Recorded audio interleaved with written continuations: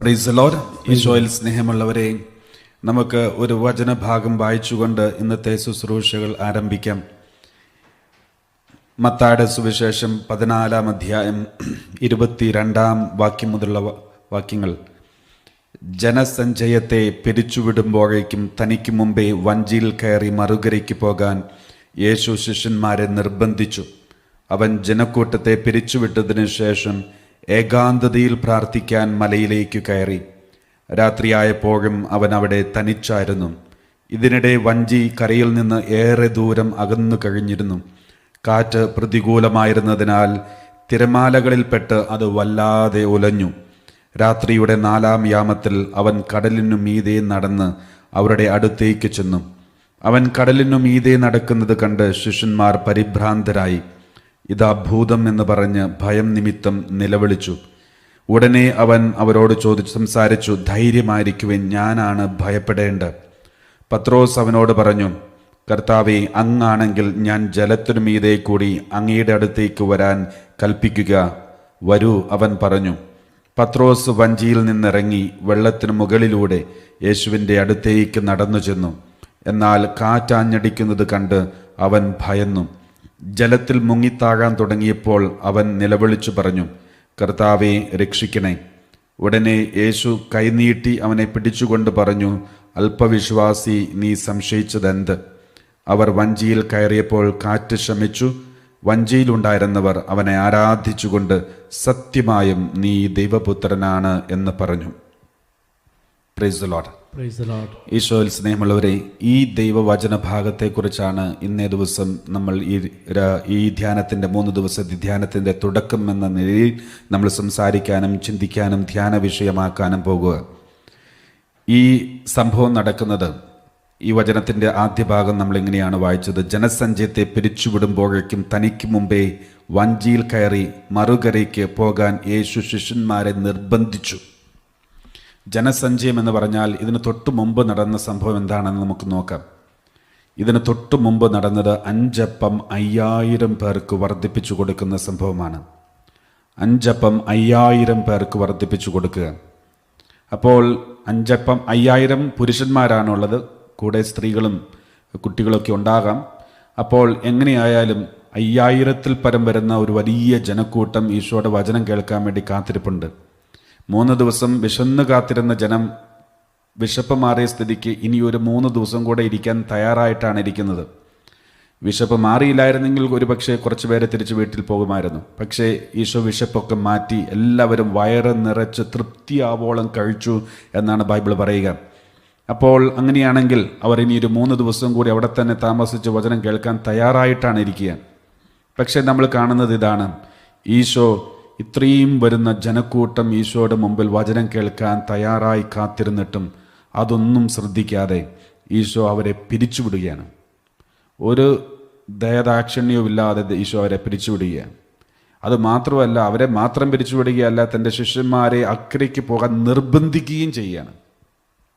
ഈശോയുടെ ആ തിക്കും തിരക്കും, അല്ലെങ്കിൽ ഇവരെ പിരിച്ചുവിടാനുള്ള തീക്ഷ്ണതയും, ശിഷ്യന്മാരെ നിർബന്ധിച്ച് വഞ്ചി കയറ്റി മറുകരയ്ക്ക് പറഞ്ഞു വിടുന്നതൊക്കെ കാണുമ്പോൾ കണ്ടുകൊണ്ടിരിക്കുന്ന ഒരാൾക്ക് തോന്നും, ഈശോ എന്തോ പ്രധാനപ്പെട്ട കാര്യം ചെയ്യാൻ പോവുക. കാരണം അല്ലെങ്കിൽ ഈ 5000-ൽ പരം വരുന്ന ജനക്കൂട്ടം വചനം കേൾക്കാൻ ദാഹിച്ചിരിക്കുമ്പോൾ അവരെ ആരെങ്കിലും പിരിച്ചുവിടുമോ? നമ്മളിവിടെ ആളെ കിട്ടാൻ വേണ്ടി കാത്തിരിക്കുമ്പോൾ അവിടെ ഈശോയ്ക്ക് ആളെ ഇഷ്ടം പോലെ കിട്ടിയിട്ട് ഈശോ എല്ലാവരെയും പിരിച്ചുവിടുന്ന കാര്യം കാണുമ്പോൾ എന്തോ ഒന്ന് ഈ 5000-ൽ പരം വരുന്ന ജനക്കൂട്ടത്തെക്കാളും പ്രധാനപ്പെട്ട എന്തോ ഒന്ന് ഈശോയ്ക്ക് ചെയ്യാനുണ്ടായിരുന്നു. ഈ തൻ്റെ പ്രിയപ്പെട്ട ശിഷ്യന്മാർ, തന്നോട് ഏറ്റവും അടുത്ത് നിൽക്കുന്ന 12 ശിഷ്യന്മാർ, തന്നെ സ്നേഹിക്കുന്ന ശിഷ്യന്മാരെക്കാളും കൂടുതൽ, അവരെക്കാളും പ്രധാനപ്പെട്ട എന്തോ ഒന്ന് ഈശോയ്ക്ക് ചെയ്യാനുണ്ട്. അങ്ങനെ വരുമ്പോഴാണ് ഇത്രയും തിടുക്കപ്പെട്ട് നിർബന്ധിച്ച് എല്ലാവരെയും പറഞ്ഞു വിടുന്നത്. അതിനുശേഷമുള്ള വചനം വായിച്ചു കഴിഞ്ഞാൽ നമുക്ക് മനസ്സിലാകും. അതിനുശേഷം ഈശോ എന്താ ചെയ്തത്? അവൻ ജനക്കൂട്ടത്തെ പിരിച്ചുവിട്ടതിനു ശേഷം ഏകാന്തതയിലും പ്രാർത്ഥിക്കാൻ മലയിലേക്ക് കയറി. പ്രിയപ്പെട്ടവരെ, ഈശോയെ സംബന്ധിച്ചിടത്തോളം ഏകാന്തതയിൽ പ്രാർത്ഥിക്കാൻ മലയിലേക്ക് കയറിയത് 5000-ൽ പരം വരുന്ന വലിയ ജനക്കൂട്ടം വചനപ്രഘോഷണം കേൾക്കാൻ വേണ്ടി കാത്തു നിൽക്കുന്നതിനേക്കാളും പ്രധാനപ്പെട്ടതാണ്.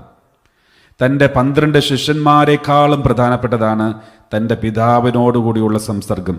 പിതാവിനോടുകൂടെ ഏകാന്തതയിൽ പ്രാർത്ഥിക്കുക എന്നുള്ളത് പതിനായിരങ്ങൾ വന്ന് കാത്തിരിക്കുന്ന ജനക്കൂട്ടത്തെക്കാളും ഈശോയ്ക്ക് പ്രധാനപ്പെട്ടതാണ്.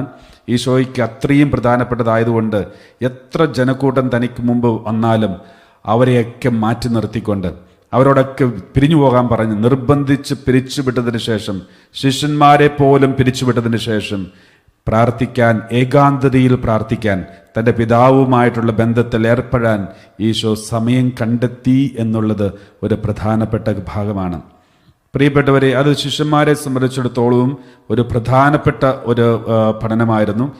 അവരെ സംബന്ധിച്ചിടത്തോളം അത് പ്രധാനമായിരുന്നു. അതുകൊണ്ടാണ് പിന്നീട് അപ്പോസ്തലന്മാരുടെ പ്രവർത്തനങ്ങളൊക്കെ നമ്മൾ വായിക്കുമ്പോൾ നമ്മൾ കാണും, ഈ ശിഷ്യന്മാരെല്ലാവരും ഈശോ എപ്രകാരം പ്രാർത്ഥനയിൽ, ഏകാന്തതയിൽ എവിടെയെല്ലാം ഇരുന്ന് പ്രാർത്ഥിച്ചോ, വിഷമിച്ചിരുന്നപ്പോൾ ഗത്സമനയിൽ കണ്ണുനീർ വീഴ്ത്തി രക്തം ചിന്തി ഈശോ പ്രാർത്ഥിച്ചു.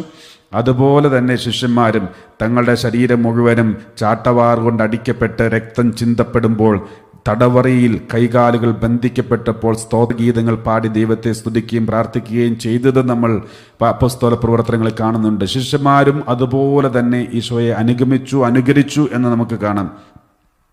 അപ്പോൾ ഇന്ന് നമ്മൾ ആദ്യം ചിന്തിക്കേണ്ട ഒരു ചിന്ത ഇതാണ്: എത്ര തിരക്കുണ്ടെങ്കിലും, എത്ര വലിയ ആൾക്കൂട്ടമുണ്ടെങ്കിലും, എത്ര പ്രധാനപ്പെട്ട മീറ്റിങ്ങുകളുണ്ടെങ്കിലും, ഏകാന്തതയിൽ വ്യക്തിപരമായിട്ട് ദൈവത്തോടുള്ള ബന്ധത്തിൽ നമ്മൾ വളരണം. അതിലൊരു തടസ്സവും വരാൻ പാടില്ല. തടസ്സം വരുന്ന ബന്ധങ്ങളെയെല്ലാം നിർബന്ധിച്ച് പറഞ്ഞുവിടണം എന്നുള്ള ഒരു ചിന്തയാണ് നമ്മൾ ഈ ആദ്യമേ തന്നെ ഈ ബൈബിൾ ഭാഗത്തിൽ നിന്ന് നമ്മൾ കാണുക. ഇനിയൊരു കാര്യം ശ്രദ്ധിക്കാനുള്ളത്, ഈ ബൈബിൾ ഭാഗത്തിൽ നമ്മൾ കാണുന്നുണ്ട് ഒരു വലിയ ഒരു പ്രലോഭനത്തിലൂടെ ഈ ശിഷ്യന്മാരും ജീവിക്കുന്നുണ്ട്. ശിഷ്യന്മാരും ഒരു പ്രലോഭനത്തെ അതിജീവിക്കുന്നുണ്ട്. ഈ പ്രലോഭനവും തകർച്ചയും, അല്ലെങ്കിൽ കൊടുങ്കാറ്റ് വീശിയടിക്കുന്നു, മരണത്തെ മുഖാഭിമുഖം കാണുന്നു, ഇങ്ങനെയൊരു പ്രശ്നം ഇവരുടെ ജീവിതത്തിൽ അവർ അഭിമുഖീകരിക്കുകയാണ്. നമ്മൾ ശ്രദ്ധിച്ചാൽ മനസ്സിലാകും, എല്ലാ ഉയർച്ചയ്ക്ക് ശേഷവും അല്ലെങ്കിൽ എല്ലാ ഉയർച്ചയ്ക്ക് തൊട്ടു മുമ്പും ഒരു പ്രലോഭനം ബൈബിളിൽ എപ്പോഴും കാണുന്നുണ്ട്. ഈശോ മത്തായിയുടെ സുവിശേഷത്തിൽ തന്നെ 3-ാം അധ്യായം അവസാന ഭാഗത്താണ് ഈശോയുടെ മാമോദീസ. അതുവരെയും ഈശോയെ ആരും ശ്രദ്ധിക്കാതിരുന്നു. പക്ഷെ എല്ലാവരും സ്നാപക യോഹന്നാനെയായിരുന്നു ശ്രദ്ധിച്ചിരുന്നതും നോക്കിയിരുന്നതും. എല്ലാവരും സ്നാപകരിലേക്ക് ശ്രദ്ധ പതിപ്പിച്ചിരുന്നു. പക്ഷേ ഒരു സുപ്രഭാതത്തിൽ സ്നാപകൻ ജ്ഞാനസ്നാനം കൊടുത്തുകൊണ്ടിരുന്ന സ്ഥലത്ത് ഈശോ വന്നു. ഈശോയും ആ ക്യൂവിൽ നിന്നും. ഈശോയെ ആരും പരിഗണിക്കുന്നില്ല, ഈശോയെ ആരും ശ്രദ്ധിക്കുന്നില്ല. കാരണം ഈശോയെ ആർക്കും അറിയില്ല. പക്ഷേ ജ്ഞാനസ്നാനത്തിന്റെ സമയത്ത് സ്വർഗം തുറക്കപ്പെട്ടു. പരിശുദ്ധാത്മാവ് പ്രാവിന്റെ രൂപത്തിൽ ഈശോയിൽ വന്ന് നിറഞ്ഞു. സ്വർഗത്തിൽ നിന്ന് പിതാവായ ദൈവം സംസാരിച്ചു എന്ന് പറഞ്ഞാൽ ത്രിത്വേക ദൈവം അവിടെ ഒരുമിച്ചുകൂടി. മാമോദീസയുടെ സമയത്താണ് ത്രിത്വേക ദൈവം ഒരുമിച്ച് കൂടുക. തൃത്വത്തിൻ്റെ ഒരു അഭിഷേകം കിട്ടുന്നത് മാമോദീസയിലൂടെയാണ്. പിതാവ്, പുത്രൻ, പരിശുദ്ധാത്മാവ് 3 പേരും ഒരുമിച്ച് സന്നിഹിതമാകുന്ന ഒരു പ്രധാനപ്പെട്ട സാക്രമെന്റാണ്, കുദാശയാണ് മാമോദീസ. അന്ന് ത്രിത്വേക ദൈവം നമ്മെ ആ തൃത്വത്തിലേക്ക് ക്ഷണിക്കുന്ന ഒരു സംഭവമാണ് മാമോദീസ. അപ്പോൾ അങ്ങനെ ത്രിത്വേക ദൈവം അവിടെ വന്നു. ഈശോയെ, ഇതെൻ്റെ പ്രിയപുത്രൻ, ഇവനെ ഞാൻ പ്രസാദിച്ചിരിക്കുന്നു എന്ന് പിതാവ് വിളിച്ചു പറഞ്ഞു. ഇത് കേട്ട ഉടനെ, അതുവരെയും സ്നാപക യോഹന്നാനായിരുന്നു എല്ലാവരുടെയും ലൈംലൈറ്റ്, ഹീറോ ആയിട്ട് മുമ്പിൽ നിന്നതെങ്കിൽ ആ നിമിഷം മുതൽ എല്ലാവരും ഈശോയിൽ ശ്രദ്ധിക്കാൻ തുടങ്ങി. ഈശോ ഹീറോ ആയി മാറി. അതുവരെ ശ്രദ്ധിക്കപ്പെടാതിരുന്ന ഈശോ ശ്രദ്ധിക്കപ്പെടുന്ന ഒരു വ്യക്തിയായി മാറിയത് ഈ സംഭവത്തിന് ശേഷമാണ്. ആ നിമിഷം മുതൽ എല്ലാവരും ഈശോയിലേക്ക് ശ്രദ്ധ കേന്ദ്രീകരിച്ചു. എല്ലാവരും ഈശോയിലേക്ക് പോകാൻ തുടങ്ങി. ജനക്കൂട്ടം മുഴുവൻ ഈശോയുടെ പുറകെ പോകാൻ തുടങ്ങി. സ്നാപകൻ പോലും വിളിച്ചു പറഞ്ഞു, അവൻ വളരുകയും ഞാൻ കുറയുകയും വേണം എന്ന് സ്നാപകൻ പോലും പറയുന്ന സംഭവമാണ് ഈ മാമോദീസ. ആ മാമോദീസയുടെ സമയത്ത് അതിന് തൊട്ട് ശേഷം നമ്മൾ വായിക്കുന്നത് ഇതാണ്. മത്തായി 4-ാം അധ്യായം 1-ാം വാക്യം, അനന്തരം പിശാചിനാൽ പരീക്ഷിക്കപ്പെടുന്ന യേശുവിനെ ആത്മാവ് മരുഭൂമിയിലേക്ക് നയിച്ചു.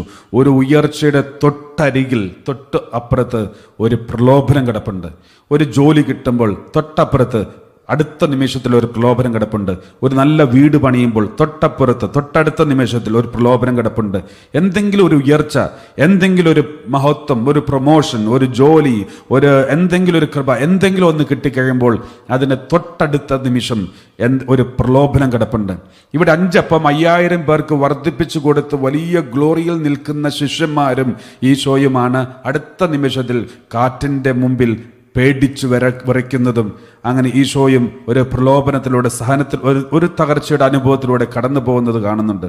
അതുപോലെ തന്നെ നമ്മൾ നോക്കിയാൽ കാണാൻ ഈശോ താബോർ മലയിൽ മുകളിൽ പോയി രൂപാന്തരപ്പെട്ട് ഒരു മഹത്വവൽക്കരിക്കപ്പെട്ടതിന് ശേഷം താഴെ വരുമ്പോൾ തൻ്റെ ശിഷ്യന്മാർ ഒരു പിശാച് ബാധനെ പുറത്താക്കാൻ പറ്റാതെ തകർന്ന് തരിപ്പണമായി പരാജയപ്പെട്ടിരിക്കുന്ന ഒരു സംഭവം കാണുന്നുണ്ട്.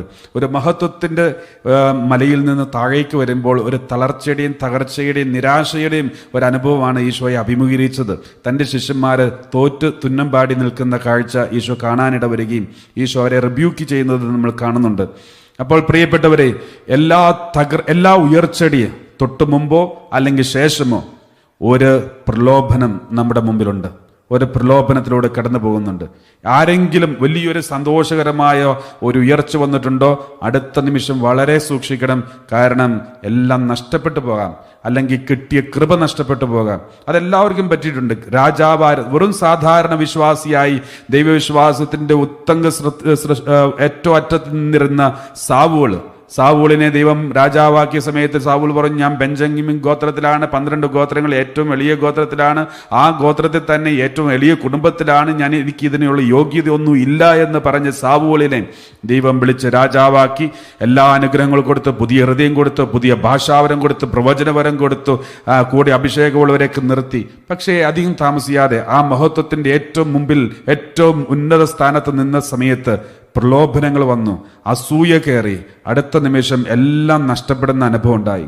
ഇതുപോലെ തന്നെ ദാവീദ് ഇതുപോലൊരു ഇടയച്ചെറുക്കനായിരുന്ന ദാവീദിനെ പിടിച്ച് രാജാവാക്കി, രാജ്യം മുഴുവനും വിസ്തൃതമാക്കി, വലിയ ഏറ്റവും ഉന്നതമായ അവസ്ഥയിൽ നിന്നപ്പോഴാണ് എല്ലാവരെയും കീഴ്പ്പെടുത്തി, എല്ലാ രാജ്യങ്ങളെയും കീഴ്പ്പെടുത്തി രാജ്യത്തോട് ചേർത്ത് ഏറ്റവും ഉന്നതമായ സമയത്ത് നിന്നപ്പോഴാണ് ഒരു നിസ്സാര പ്രലോഭനം എന്ന് തോന്നുന്ന രീതിയിൽ വലിയ പാപം ദാവീദിന്റെ കുടുംബത്തിലും വ്യക്തിപരമായ ജീവിതത്തിൽ വന്നു. പിന്നെ അത് കുടുംബത്തിലേക്ക് വന്നു, അത് ആ സമൂഹം ഇസ്രായേലിലേക്ക് മുഴുവനും ബാധിക്കുന്ന രീതിയിൽ വന്നു.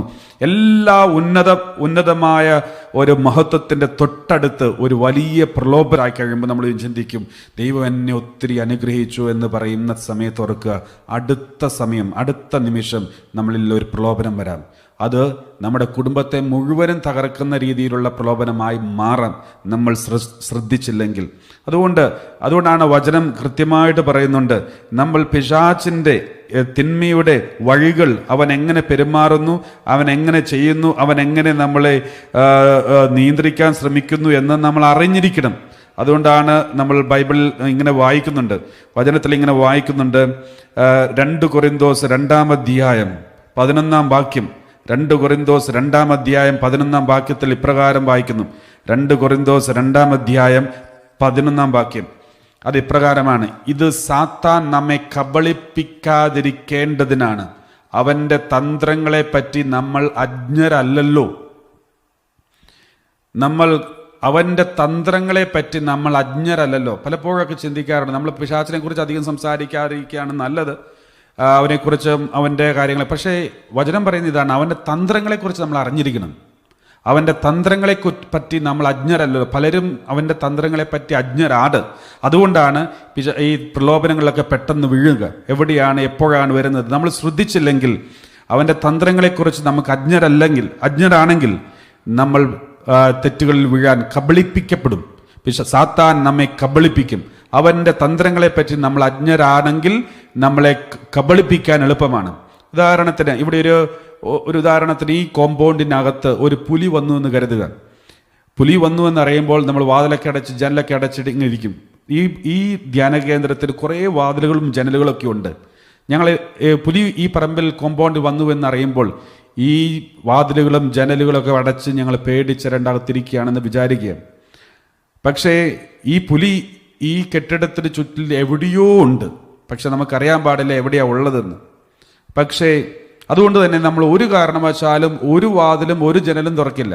ഒന്ന് പുറത്തു പോകണമെങ്കിൽ പോലും ഒരു വാതിലും ഒരു ജനലും തുറക്കാൻ നമുക്ക് പേടിയാണ്. കാരണം ഏതെങ്കിലും ഒരു വാതിലിൻ്റെ മുമ്പിൽ ഇത് കാണും. അതുകൊണ്ട് ഭയങ്കര പേടിയായിട്ടിരിക്കും. അതേസമയം ഈ വീടിന് ചുറ്റും ഒരു CCTV ഉണ്ടെന്ന് കരുതുക, എല്ലാ ജനലിൻ്റെയും വാതിലിൻ്റെയും മുമ്പിൽ. അപ്പോൾ നമുക്കറിയാം ഈ പുലി എവിടെ ഏത് വാതിലിൻ്റെ ജനലിൻ്റെ മുമ്പിലാണ് ഇരിക്കുന്നതെന്നറിയാം. അതുകൊണ്ട് തന്നെ നമ്മുടെ ഭയത്തിൽ ഒരു 90% വിട്ടുമാറും. എന്ന് മാത്രമല്ല, ബാക്കിയുള്ള വാതിലുകളും ജനലും തുറന്ന് നമുക്ക് പോയി രക്ഷപ്പെടാനുള്ളവർക്ക് രക്ഷപ്പെടുകയും ചെയ്യാം.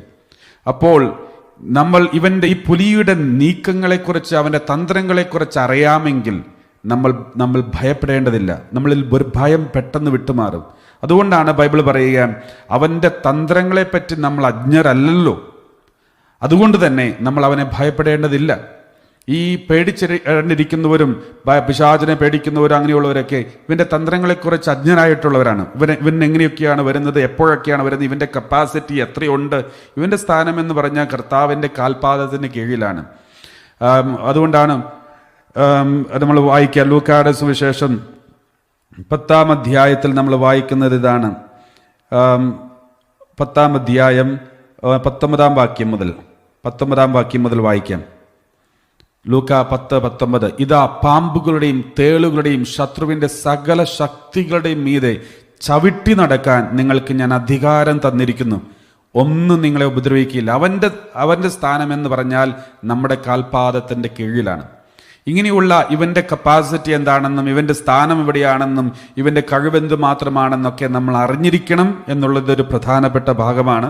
അറിയാത്തത് കൊണ്ടാണ് എല്ലാവർക്കും ഭയം അവരെ പിടികൂടുന്നതും. ഏതു നേരവും ആരെങ്കിലും കൂടോത്രം ചെയ്തോ, മന്ത്രവാദം ചെയ്തോ, ആരോ എനിക്കെതിരെ എന്തോ ചെയ്തിട്ടുണ്ട്, പിശാചനെ ആക്രമിക്കുന്നു, അങ്ങനെയാണ് ഇങ്ങനെയാണ് എന്നുള്ള നെഗറ്റീവായിട്ടുള്ള കൂടുതൽ ദൈവത്തെക്കാളും കൂടുതൽ വലിയ ശക്തി പിശാചനുണ്ടെന്നുള്ള രീതിയിലുള്ള ചിന്തകൾ, അത് നമുക്കൊരിക്കലും ഗുണം ചെയ്യില്ല. അങ്ങനെ ഒരു സംഭവം ഇല്ല, അങ്ങനെ ഒരു ശക്തി അവനില്ല. അവൻ്റെ സ്ഥാനം നമ്മുടെ കാൽപാദത്തിൻ്റെ കീഴിലാണെന്ന് വചനത്തിലൂടെ ദൈവം നമ്മളോട് പറഞ്ഞു തന്നിട്ടുണ്ട്. യേശുവിനോട് ഐക്യപ്പെട്ടിരിക്കുന്നവൻ, അവൻ ഒരു സൃഷ്ടി, എല്ലാ ശക്തി, ഈ പ്രപഞ്ച ശക്തികളുടെ മുകളിൽ ചവിട്ടി നടക്കാനുള്ളൊരു അധികാരം ദൈവം തന്നിട്ടുണ്ട്. ഈശോ കടലിനു മീതെ നടന്നുവെങ്കിൽ ഈ പ്രകൃതിയുടെ നിയമങ്ങളുടെയൊക്കെ മുകളിൽ നടക്കാനുള്ള ഒരു അധികാരം ഈശോയ്ക്കുണ്ടെങ്കിൽ ആ അധികാരം ഈശോയോട് ചേർന്ന് നിന്ന് ഈശോയെ നോക്കി നിൽക്കുന്ന ആൾക്കുണ്ട്. അതാരാണ്? പത്രോസിനോട് പറഞ്ഞു, നീ വരാൻ പറഞ്ഞു. ഈശോയെ നോക്കി നടന്നപ്പോൾ ഇവനും ഈ പ്രകൃതിയുടെ നിയമങ്ങളുടെ മേലും പ്രകൃതിയുടെ ശക്തികളുടെ മേലും നടക്കാനും അതിനെ കൺട്രോൾ ചെയ്യാനും അധികാരം പത്രോസിനും കൊടുത്തു. പക്ഷേ ഈശോയിലുള്ള ശ്രദ്ധ മാറിപ്പോയപ്പോഴാണ് ആ അധികാരം നഷ്ടപ്പെട്ടത്. പലപ്പോഴും സഭയ്ക്കും ഈ അധികാരം നഷ്ടപ്പെടുന്നത് ഈശോയിലുള്ള ശ്രദ്ധ മാറി ഈ ലോകത്തിലേക്കുള്ള ശ്രദ്ധ കൂടുമ്പോഴാണ്. ഈ അധികാരം, പ്രകൃതിയുടെ മേൽ അധികാരം, രോഗങ്ങളുടെ മേലുള്ള അധികാരം, പ്രകൃതി ശക്തികളുടെ മേലുള്ള അധികാരമൊക്കെ നഷ്ടപ്പെടുന്നത് ഈശോയിലോടുള്ള ഫോക്കസ് മാറി ലോകത്തിലേക്ക് മാറുമ്പോഴാണ്. ഇനി നമുക്ക് അതുകൊണ്ട് തന്നെ നമ്മൾ പിശാചിൻ്റെ ഈ തന്ത്രങ്ങളെക്കുറിച്ച്, നമ്മൾ വചനത്തിലൂടെ പറയുന്ന ഈ തന്ത്രങ്ങൾ, ഇവൻ്റെ തന്ത്രങ്ങളെക്കുറിച്ച് നമ്മൾ അറിഞ്ഞിരിക്കണം. അതുകൊണ്ടാണ് ഉൽപ്പത്തിയുടെ പുസ്തകം ആദ്യത്തെ ഇൻട്രഡക്ഷനൊക്കെ കഴിയുമ്പോൾ ഉടനെ ദൈവം ഇൻട്രൊഡ്യൂസ് ചെയ്യുന്നത് പിശാചിനെയാണ്. ആദത്തെയും ഹവ്വയെയും സൃഷ്ടിയെക്കുറിച്ചൊക്കെ പറഞ്ഞതിന് ശേഷം പിന്നെ ഇൻട്രൊഡ്യൂസ് ചെയ്യുന്നത് പിശാചിനെയാണ്. കാരണം ഇവനെക്കുറിച്ച് അറിഞ്ഞിരിക്കണം. ഇവൻ ഇങ്ങനെയൊക്കെ വരും, ഇവനിങ്ങനെ കണ്ണിൻ്റെ പ്രലോഭനവുമായിട്ട്, ശരീരത്തിൻ്റെ പ്രലോഭനവുമായിട്ട്, മനസ്സിൻ്റെ അഹങ്കാരത്തിൻ്റെ പ്രലോഭനവുമായിട്ട് വരും എന്ന് കാണിക്കാൻ വേണ്ടിയാണ് ഈ ആദ്യ പ്രലോഭനവും ഒറിജിനൽ സിന്നും പറഞ്ഞിരിക്കുക. ഇതേ കാര്യം തന്നെയാണ് പുതിയ നിയമത്തിലും. ഈശോ ഇൻട്രഡക്ഷനൊക്കെ പറഞ്ഞതിന് ശേഷം, ഈശോയെക്കുറിച്ചുള്ള പറഞ്ഞതിന് ശേഷം ദൈവം ഇൻട്രൊഡ്യൂസ് ചെയ്യുന്നത് പിശാചിനെയാണ്. മരുഭൂമിയിലെ പരീക്ഷണത്തെക്കുറിച്ചൊക്കെ നമ്മൾ വായിക്കുന്നത് അതാണ്. Praise the Lord, hallelujah. യേശുവേ നന്ദി, യേശുവേ സ്തോത്രം, യേശുവേ ആരാധന, ഹല്ലേലൂയ. നന്ദി ദൈവമേ. അതുകൊണ്ടാണ് നമ്മൾ വായിക്കുക 1 യോഹന്നാൻ 2-ാം അധ്യായം 16-ാം വാക്യം. 1 യോഹന്നാൻ 2-ാം അധ്യായം 16-ാം വാക്യം. 1 യോഹന്നാൻ 2-ാം അധ്യായം 16-ാം വാക്യം നമ്മൾ ഇപ്രകാരം വായിക്കുന്നു. 1 യോഹന്നാൻ 2-ാം അധ്യായം 16-ാം വാക്യത്തിൽ ഇപ്രകാരം വായിക്കുന്നത് ഇതാണ്.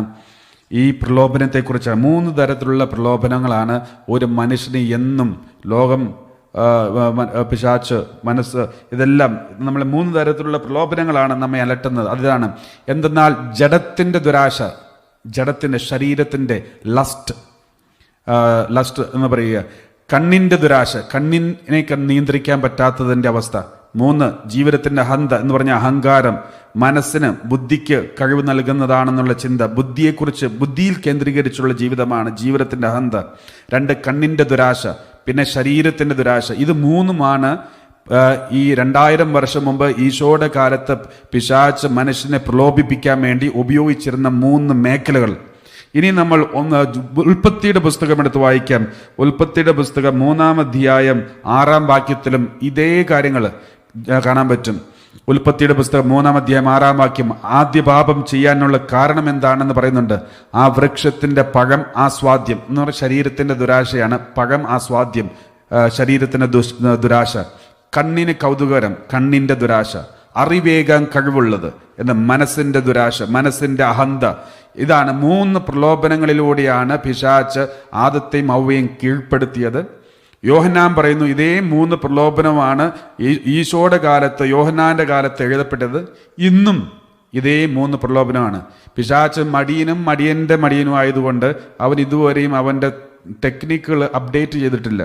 പക്ഷേ ഇവൻ അപ്ഡേറ്റ് ചെയ്തിട്ടില്ലെങ്കിൽ പോലും നമുക്ക് അവൻ്റെ മുമ്പ് പിടിച്ചു നിൽക്കാൻ പറ്റുന്നില്ല എന്നുള്ളതാണ് പലപ്പോഴും നമ്മുടെ വ്യക്തിപരമായിട്ടുള്ള പരാജയമായിട്ട് കാണിക്കുന്നത്. അവൻ ഒരിക്കലും അപ്ഡേറ്റ് ചെയ്യേണ്ടി വരുന്നില്ല. കാരണം ഇവൻ്റെ ശരീരവും ഇവൻ്റെ പ്രവൃത്തിയും പ്രവണതകളും ഒക്കെ അറിഞ്ഞിട്ട് പോലും നമ്മൾ അവൻ്റെ കെണിയിൽ ചെന്ന് വീഴുന്നു എന്നുള്ളതാണ് ഇതിലെ ഏറ്റവും നിരാശകരമായ അവസ്ഥ. അതുകൊണ്ട് പ്രിയപ്പെട്ടവരെ, നമ്മളൊരു കാര്യം മനസ്സിലാക്കുക. അവൻ മടിയന്റെ ആയതുകൊണ്ട് അവൻ അപ്ഡേറ്റ് ചെയ്തില്ലെങ്കിലും കർത്താവിനോട് ചേർന്ന് നിൽക്കുന്നവരെ കുറിച്ച് പറയുന്നത്, എൻ്റെ സ്നേഹം, നിന്നോടുള്ള സ്നേഹം ഓരോ ദിവസവും അപ്ഡേറ്റ് ചെയ്യപ്പെടുന്നു. ഓരോ ദിവസവും എനിക്ക് നിന്നോടുള്ള സ്നേഹം, എനിക്ക് നിന്നോടുള്ള കണക്ഷൻ, ബന്ധം ഓരോ ദിവസവും പുതിയതാണ്. ഓരോ ദിവസവും പുതിയതാണ്. ഇതിങ്ങനെ പുതിയതായിട്ട് ചെയ്തുകൊണ്ടിരുന്നാൽ, പുതുതായിട്ട് അപ്ഡേറ്റ് ചെയ്തുകൊണ്ടിരുന്നാൽ, പുതുതായി ബന്ധപ്പെട്ടുകൊണ്ടിരുന്നാൽ, പുതുതായിട്ട് സ്നേഹം, വിസ്ഡം, ജ്ഞാനം സ്വീകരിച്ചുകൊണ്ടിരുന്നാൽ ഇവന്റെ തന്ത്രങ്ങളെ അതിജീവിക്കാനുള്ള ശക്തി ദൈവം നമുക്ക് തരും എന്നാണ് ഈ വചനഭാഗത്തിലൂടെ നമ്മൾ മനസ്സിലാക്കുക. ഇനി നമുക്ക് ഇതിന്റെ ഭാഗങ്ങൾ തുടർന്ന് വായിക്കാം. ജനസഞ്ചയത്തെ പിരിച്ചുവിടുമ്പോഴേക്കും, മത്തായി 14:22, ജനസഞ്ചയത്തെ പിരിച്ചുവിടുമ്പോഴേക്കും തനിക്ക് മുമ്പേ വഞ്ചിയിൽ കയറി മറുകരയ്ക്ക് പോകാൻ യേശു ശിഷ്യന്മാരെ നിർബന്ധിച്ചു. പ്രാർത്ഥിക്കാൻ സമയമായപ്പോൾ, പിതാവിനോട് ബന്ധപ്പെടാൻ സമയമായപ്പോൾ തൻ്റെ ശിഷ്യന്മാരെയൊക്കെ നിർബന്ധിച്ച് ഈശോ വഞ്ചിയിൽ അക്കരയ്ക്ക് പറഞ്ഞുവിടുകയാണ്. അതിനുശേഷം നമ്മൾ കാണുന്നത് ഇങ്ങനെയാണ്. അവൻ ജനക്കൂട്ടത്തെ പിരിച്ചുവിട്ടതിനു ശേഷം ഏകാന്തതയിൽ പ്രാർത്ഥിക്കാൻ മലയിലേക്ക് കയറി. രാത്രിയായപ്പോഴും അവൻ അവിടെ തനിച്ചായിരുന്നു. എന്ന് പറഞ്ഞാൽ ഒരു വൈകുന്നേരമായപ്പോഴാണ് ഈശോ ശിഷ്യന്മാരെ വള്ളത്തിൽ മറുകരയിലേക്ക് പറഞ്ഞു വിട്ടത്. ആ സമയത്താണ് ഈശോ മലയിലേക്ക് ചെന്നത്. രാത്രിയായപ്പോഴും അവൻ അവിടെയായിരുന്നു എന്ന് പറഞ്ഞാൽ പകലായിരുന്നു ഈശോ പോയത് മലയിൽ, പക്ഷേ രാത്രിയായപ്പോഴും അവിടെ പ്രാർത്ഥിച്ചുകൊണ്ടിരുന്നു എന്ന് പറഞ്ഞാൽ കുറേ നേരമായി അങ്ങനെ അവിടെ ഇരിക്കാൻ തുടങ്ങി, പ്രാർത്ഥിക്കുന്നു. ആ സമയത്ത് ശിഷ്യന്മാരെവിടെയാണ്? ശിഷ്യന്മാര് വെള്ളത്തിലാണ്. അപ്പോൾ വെള്ളത്തിൽ യാത്ര ചെയ്തുകൊണ്ടിരിക്കുകയാണ്. ഇതിനിടെ വഞ്ചി കരയിൽ നിന്ന് ഏറെ ദൂരം അകന്നു കഴിഞ്ഞിരുന്നു. കാറ്റ് പ്രതികൂലമായിരുന്നതിനാൽ തിരമാലകളിൽ പെട്ട് അത് വല്ലാതെ ഉലഞ്ഞു. ഇനി നിങ്ങൾ ശ്രദ്ധിക്കേണ്ടത്, ആരാണ് ഈ യാത്രയ്ക്ക് വേണ്ടി അവരോട് ആവശ്യപ്പെട്ടത്? ഈ യാത്ര ചെയ്യണമെന്ന് നിർബന്ധിച്ചതാരാണ്? ഈശോയാണ് അവരെ നിർബന്ധിച്ച് വഞ്ചിയിൽ കയറ്റിയത്. ഈശോയാണ് അവരെ നിർബന്ധിച്ച് യാത്ര ചെയ്യാൻ പ്രേരിപ്പിച്ചത്. എന്നിട്ടും അവരുടെ വഞ്ചി കൊടുങ്കാറ്റിൽപ്പെട്ടു, വല്ലാതെ മറിഞ്ഞു പോകുന്ന അവസ്ഥയിലെത്തി. പ്രിയപ്പെട്ടവരെ, ദൈവത്തിന്റെ അനുവാദത്തോടും ദൈവത്തിന്റെ അനുഗ്രഹത്തോടും എല്ലാ രീതിയിലും എല്ലാ അനുവാദങ്ങളും വാങ്ങിച്ചാണ് നമ്മൾ പല കുടുംബ ജീവിതങ്ങൾ ആരംഭിക്കുന്നതും ചില ബിസിനസ്സുകൾ തുടങ്ങുന്നതും എന്ന് കരുതി അവിടെ കാറ്റടിക്കില്ല എന്നുള്ള യാതൊരു വാഗ്ദാനവും ഇല്ല. അവിടെ വഞ്ചി വല്ലാതെ ഒലിയുമെന്നുള്ളൊരു വാഗ്ദാനമൊന്നുമില്ല, ഒലിയുമില്ല എന്നുള്ളൊരു വാഗ്ദാനമില്ല. ഇതൊക്കെ ജീവിതത്തിന്റെ ഭാഗമാണ്. ഈ കാറ്റ് വരികയും വഞ്ചി ഉലയുകയും പേടിച്ചരളുകയും ഇനി എന്ത് എന്നൊരു ചോദ്യം വരികയും മരണത്തെ മുഖാഭിമുഖം കാണുകയും ആകെ അസ്വസ്ഥമാവുകയും കാറ്റിലും കോളിലും പെട്ട് ആടി ഉലയുകയും ചെയ്യുന്നത് നമ്മുടെ ജീവിതത്തിന്റെ ഭാഗമാണ്. പക്ഷെ ഒരു കാര്യം നിങ്ങൾ ശ്രദ്ധിക്കുക, ഈ രാത്രി മുഴുവനും ഇവര് ഈ കൊടുങ്കാറ്റിനോട് മല്ലടിച്ച് കഴിഞ്ഞെങ്കിലും ഒരു ചെറിയ രോമം പോലും ഈ ശിഷ്യന്മാരിൽ ഒരാളുടെ പോലും നഷ്ടപ്പെട്ടില്ല എന്നുള്ള കാര്യം നമ്മൾ മറക്കരുത്. ഏത് കാറ്റിൽ ഉലഞ്ഞാലും, ഏത് തകർച്ച വന്നാലും ഈശോ പറഞ്ഞിട്ടാണോ നിങ്ങൾ ഈ ജീവിതം തുടങ്ങിയത്? ഈശോയുടെ അനുഗ്രഹത്തോടു കൂടിയാണോ മുമ്പോട്ട് പോയിക്കൊണ്ടിരിക്കുന്നത്? ഈശോയുടെ സന്ദേശമനുസരിച്ചാണോ നമ്മൾ ചെയ്തുകൊണ്ടിരിക്കുന്നതും ജീവിച്ചുകൊണ്ടിരിക്കുന്നതും? ഒരു കാര്യം ഉറപ്പാണ്, എത്ര മരണത്തെ മുഖാഭിമുഖം കണ്ടാലും, എത്രമാത്രം ആടി ഉലഞ്ഞാലും ഒരു കാര്യം ഉറപ്പാണ്, അവസാനം യാത്രയുടെ അവസാനം ശുഭപര്യവസായിരിക്കും. അവിടെ ഒരു തകർച്ച ഉണ്ടാകില്ലെന്ന് മാത്രമല്ല, ഒരു രോമം പോലും നമുക്ക് നഷ്ടപ്പെടില്ല എന്നുള്ളത് ദൈവത്തിന്റെ വാഗ്ദാനമാണ്. പ്രിയപ്പെട്ടവരെ, പലപ്പോഴും ഇന്ന് പലരുടെയും ചിന്തകൾ, കുടുംബത്തിലൊക്കെ പ്രശ്നമൊക്കെ വരുമ്പോൾ, കുടുംബ പ്രശ്നങ്ങളും ഭാര്യ ഭർത്താക്കൾ തമ്മിൽ പ്രശ്നം വരുമ്പോഴും അസ്വസ്ഥത വരുമ്പോഴും ഉടനെ കേസായി, വക്കാലത്തായി, പ്രശ്നമായി, മധ്യസ്ഥ പ്രവർത്തനങ്ങളായി, അങ്ങനെ കുറെ പ്രശ്നങ്ങൾ വരുന്നത് ഒത്തിരി കുടുംബങ്ങളിൽ ബാധകമാണ്. പലരും പറയാറുണ്ട്, അച്ഛാ ഞങ്ങൾ പ്രാർത്ഥിച്ചും അച്ഛന്മാരോടും അതുപോലെ വികാരിച്ചന്റെയും അനുവാദത്തോടും വീട്ടുകാരുടെയൊക്കെ അനുവാദത്തോടെ പ്രാർത്ഥിച്ചും പള്ളിയിൽ പോയി ധ്യാനിച്ചൊക്കെയാണ് ഈ ജീവിതം തുടങ്ങിയത്, പിന്നെ എന്തുകൊണ്ട് ഇങ്ങനെ സംഭവിക്കുന്നു? പ്രിയപ്പെട്ടവരെ, ഇതിനകത്ത് പല കാര്യങ്ങൾ ചിന്തിക്കാനുണ്ട്. ഒരു കാര്യം, ഒരു ചെറിയ ഉദാഹരണം പറഞ്ഞിട്ട് ഞാൻ നമ്മുടെ ഈ വചനഭാഗത്തിലേക്ക് വരാം. അതിതാണ്, ജോസഫിന്റെയും മേരിയുടെയും ജീവിതത്തിൽ ഇതുപോലെ ഒരു കാറ്റും കോളും ഉണ്ടായി. ഇത് ദൈവം ആഗ്രഹിച്ച ബന്ധമാണ്. ജോസഫിന്റെയും മേരിയുടെ അനാദിയിൽ ആഗ്രഹിച്ച ബന്ധമാണ്.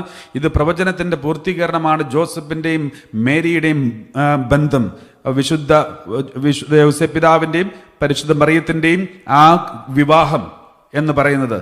പക്ഷെ എന്നിട്ടും അവരുടെ കുടുംബജീവിതത്തിലും കാറ്റും കോളും വന്നു. പക്ഷെ അവിടെ വിശുദ്ധ യോസേപ്പ് പിതാവ് ചെയ്ത ഒരു കാര്യം, ഇത് നമ്മൾ ശ്രദ്ധിച്ച് കേൾക്കേണ്ട ഒരു കാര്യമാണ്. തൻ്റെ ഭാര്യ ഏതോ രീതിയിൽ ഗർഭിണിയാണെന്നറിയാം, പരിശുദ്ധാത്മാവിൽ നിന്നാണെന്നുള്ള കാര്യം യോസേപ്പിന് വിശ്വസിക്കാൻ പറ്റുന്നില്ല. കാരണം അങ്ങനെ ഒരു സംഭവം ചരിത്രത്തിൽ കേട്ടിട്ടില്ല. ഏതോ തിന്മ ചെയ്തു എന്നുള്ള ബോധ്യത്തോടു കൂടിയാണ് ജോസഫ് നിൽക്കുക. താൻ സ്നേഹിച്ച തൻ്റെ ഭാര്യ തന്നെ ചതിച്ചു എന്ന് ജോസഫിന് മനസ്സിലായി. വലിയ മാരകമായ തെറ്റ് ചെയ്തു എന്ന് ജോസഫിന് മനസ്സിലായി. എന്നിട്ടും ജോസഫ് ഈ മാതാവ് മറിയത്തിന്റെ സൽപ്പേരിന് കളങ്കം വരുത്താതെ എങ്ങനെയെങ്കിലും ഈ തൻ്റെ ഭാര്യയെ, പാപം ചെയ്ത് തന്നെ ചതിച്ച, വഞ്ചിച്ച ഈ ഭാര്യയെ പ്രൊട്ടക്റ്റ് ചെയ്യണം എന്ന് തീരുമാനിച്ച ക്ഷണത്തിലാണ് ദൈവം ആ കുടുംബത്തെ സഹായിക്കാൻ വേണ്ടി ഇടപെട്ടത്. പ്രിയപ്പെട്ടവർ, ഇതാണ് എല്ലാ കുടുംബത്തിലെയുള്ള പ്രശ്നം.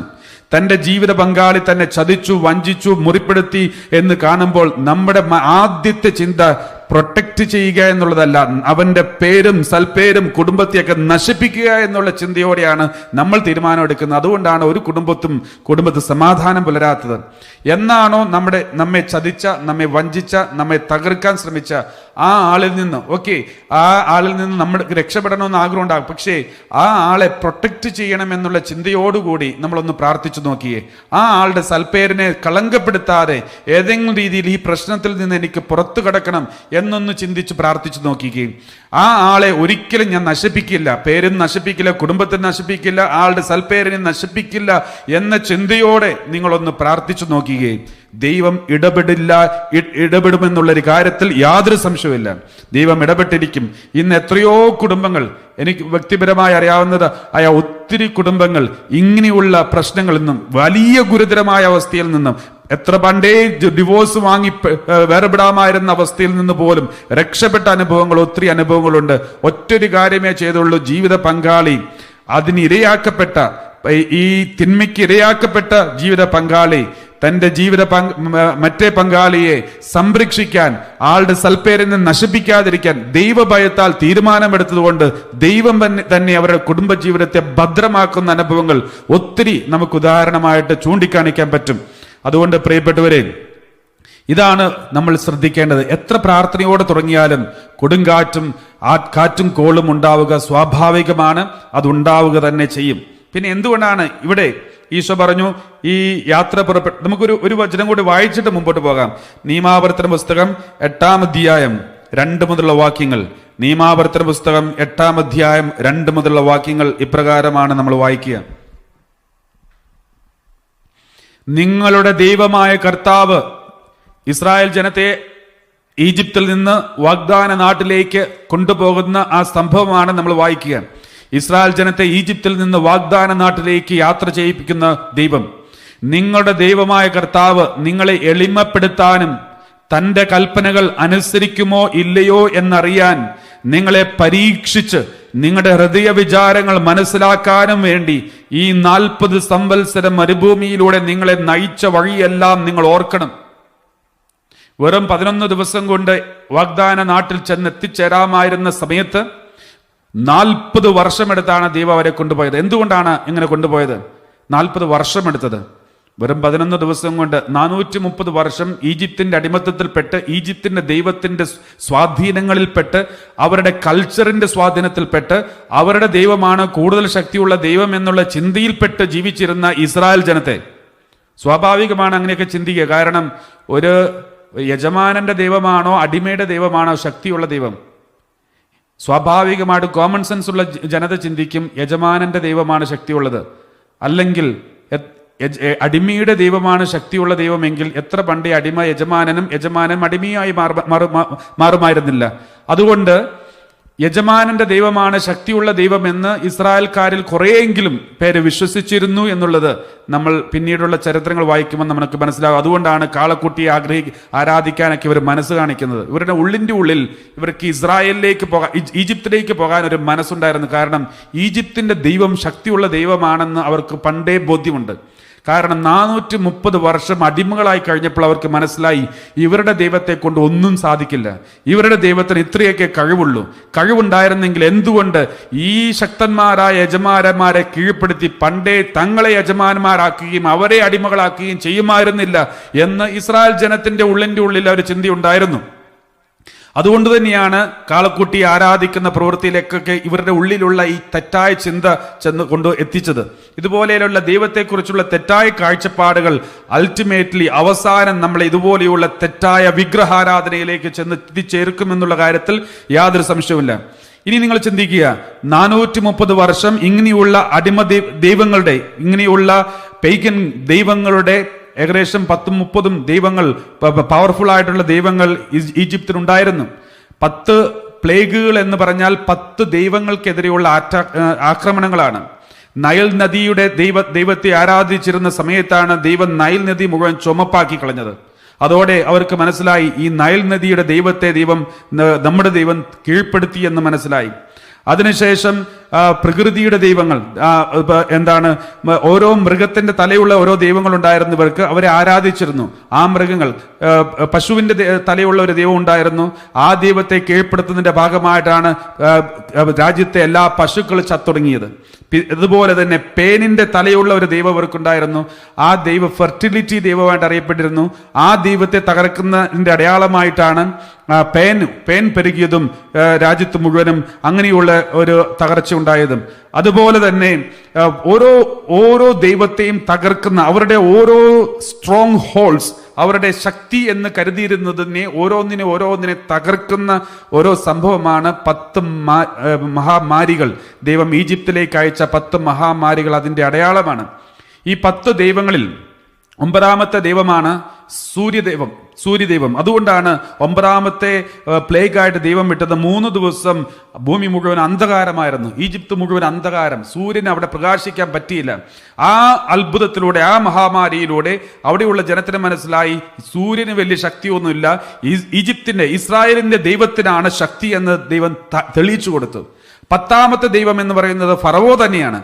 ആ ഫറവോയെ ദൈവം കീഴ്പ്പെടുത്തിയത് എങ്ങനെയാണ്? സ്വന്തം മകൻ നഷ്ടപ്പെടുന്നത് കണ്ട് പൊട്ടിക്കരയുന്ന ഒരു ഫറവോയെ ഈജിപ്തിലെ ജനത കണ്ടപ്പോൾ അവർ അന്തം വിട്ടുപോയി. കാരണം എല്ലാം സാധിക്കും കഴിവുള്ള ദൈവം എന്ന് അവർ കരുതിയിരുന്ന ഫറവോ പോലും തൻ്റെ മകനെ പോലും രക്ഷപ്പെടുത്താൻ പറ്റാതെ നിസ്സഹായനായി നിന്ന് കരയുന്ന കാഴ്ച കണ്ടപ്പോൾ അവർക്ക് മനസ്സിലായി ഇനി ഈ ഇസ്രായേൽക്കാരെ ഇവിടെ വെച്ചുകൊണ്ടിരിക്കുന്ന അപകടകരമാണെന്ന് അറിഞ്ഞതുകൊണ്ടാണ് അവർ എത്രയും വേഗം ഇസ്രായേൽക്കാരോട് ഈ രാജ്യം വിട്ടു പോകാൻ കൽപ്പിക്കുന്നതും ആഗ്രഹിക്കുന്നതും. അതുകൊണ്ട് ഇസ്രായേൽക്കാർ എന്തു ചോദിച്ചാലും അവർ വാരി കൊടുത്തു. അവരുടെ കയ്യിലുള്ള സ്വർണവും പണ്ടവും എല്ലാം വാരിക്കോരി കൊടുക്കാനും കാരണം ഇതാണ്, ഇവർ ഇനി ഇവിടെ നിൽക്കുന്നത് അപകടകരമാണെന്ന് മനസ്സിലായതുകൊണ്ടാണ്.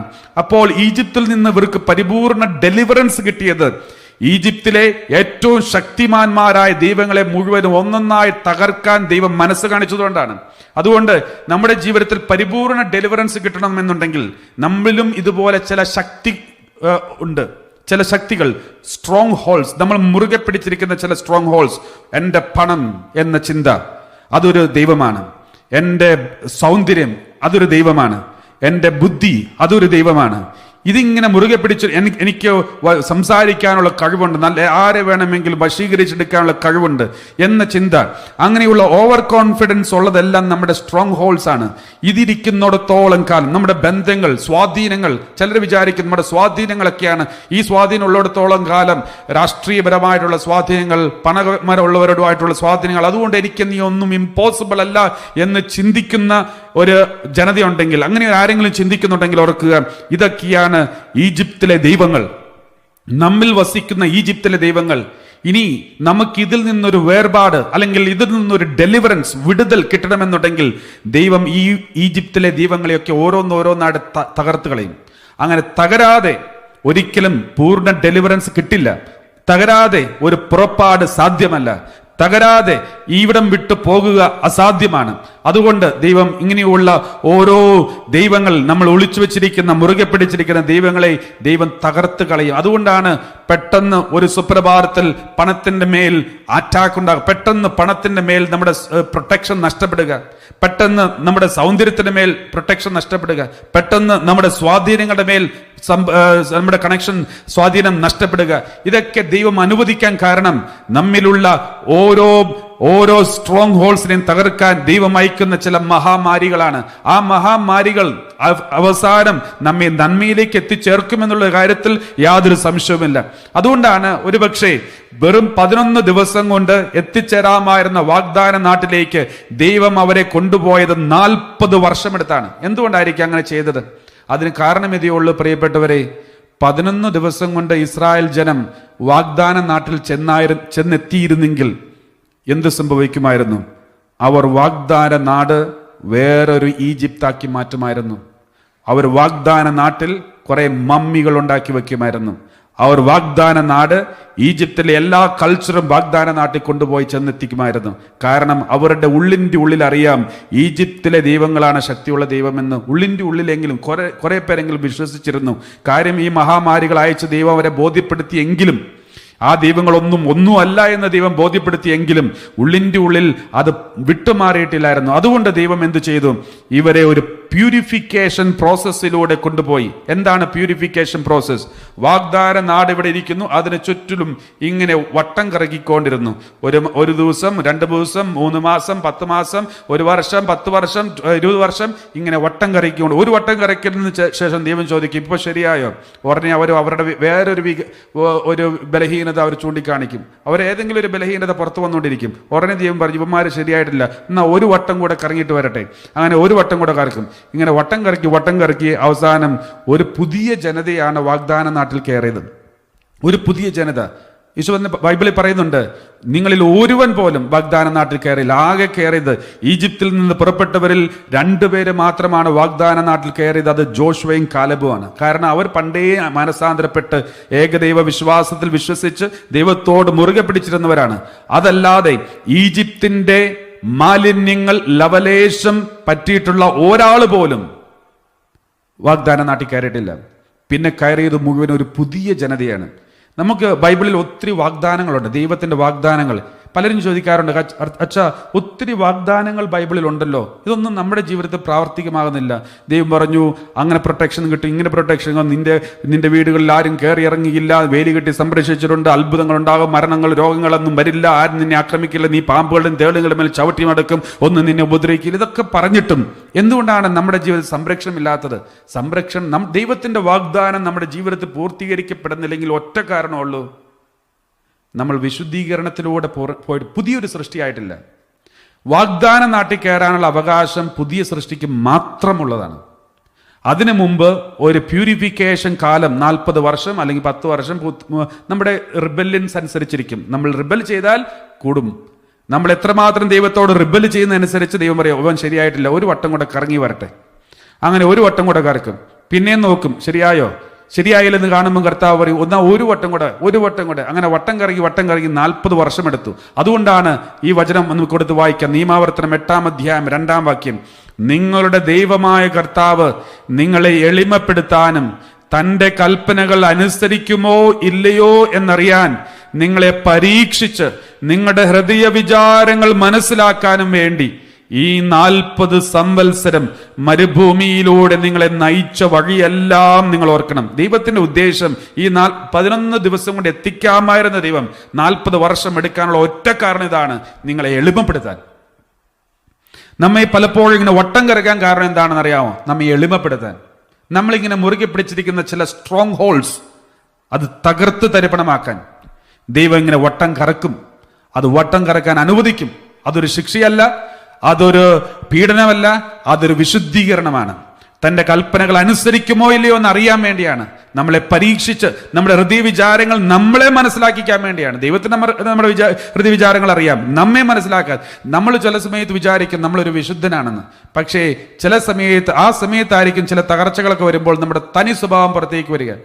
ഒരു ദിവസം ഞാൻ ഓസ്ട്രേലിയയിൽ വെച്ച് ധ്യാനിപ്പിക്കാൻ പോയി. അവിടെ ധ്യാനത്തിന് ശേഷം, അവിടെ ഒരു ഇംഗ്ലീഷ് ധ്യാനമാണ്, ഒത്തിരി പേര് ധ്യാനിക്കാൻ വന്നു. ധ്യാനമെല്ലാം കഴിഞ്ഞതിന് ശേഷം മെൽബണിൽ നിന്ന് പെർത്തിലേക്ക് ലോക്കൽ ഡൊമസ്റ്റിക് ഫ്ലൈറ്റിൽ പോകാൻ യാത്ര ചെയ്യുകയാണ്. ഞാൻ ഫ്ലൈറ്റിൽ കയറി, ഫ്ലൈറ്റിലിരിക്കുകയാണ്, തൊട്ടടുത്തിരിക്കുന്നു. അപ്പോൾ തൊട്ടടുത്തൊരു പയ്യൻ, ഒരു ചെറുപ്പക്കാരനായ മനുഷ്യൻ അവിടെ ഇരിപ്പുണ്ട്. എന്നെ കണ്ടുടനെ കുറച്ചു നേരം സൂക്ഷിച്ചു നോക്കി. അതിനുശേഷം എന്നോട് ചോദിച്ചു, അച്ഛനല്ലേ, ജോസഫ് അച്ഛനല്ലേ എന്നൊക്കെ ചോദിച്ച് സംസാരിച്ചു. എന്നിട്ട് ഉടനെ പറഞ്ഞു, അച്ഛാ, ഞാൻ ആ അച്ഛൻ നടത്തിയ ധ്യാനത്തിന് അവിടെ പങ്കെടുത്തിരുന്നു, ആ ധ്യാനത്തിനുണ്ടായിരുന്നു, ഒത്തിരി ഇഷ്ടപ്പെട്ടു, ഒത്തിരി അനുഭവപ്പെട്ടു, അങ്ങനെ കുറച്ച് സാക്ഷ്യങ്ങൾ പോലെയൊക്കെ പറഞ്ഞു. അതിനുശേഷം ഞങ്ങൾ കുറച്ചു നേരം വർത്താനം പറഞ്ഞു. ഉടനെ ഫ്ലൈറ്റ് പുറപ്പെട്ടു. ഫ്ലൈറ്റ് ടേക്ക് ഓഫ് ചെയ്യുന്ന സമയത്ത് ഞാൻ ഉടനെ ഇതെല്ലാം ബെൽറ്റൊക്കെ കെട്ടി ഒരു കൊന്തയെടുത്ത് ജപമാല ചൊല്ലി പ്രാർത്ഥിക്കാൻ തുടങ്ങി. ആ സമയത്ത് ഈ പയ്യനെ ഞാൻ ശ്രദ്ധിച്ചു. അവൻ ഉടനെ TV ഒക്കെ ഓണാക്കി അവൻ്റെ സിനിമ കാണാൻ തുടങ്ങി. അപ്പോൾ അത് സ്വാഭാവികമാണ്, എല്ലാവരും അങ്ങനെ ചെയ്യുന്നതാണ്. അതുകൊണ്ട് ഞാൻ സാധാരണ പോലെ നോക്കിയിട്ട് അങ്ങ് വിട്ടു. ഞാൻ കൊന്ത ചൊല്ലിക്കൊണ്ടിരുന്നു. കുറച്ച് കഴിഞ്ഞപ്പോൾ, അപ്പോൾ ഉള്ള ക്ലൈമറ്റ് അത്ര ശരിയല്ലാത്തത് കൊണ്ട് വലിയ ടർബുലൻസ്, ഫ്ലൈറ്റ് ഇങ്ങനെ എടുത്തെറിയുന്നത് പോലെ ഇങ്ങനെ തെറിച്ചുകൊണ്ടിരിക്കുകയാണ്.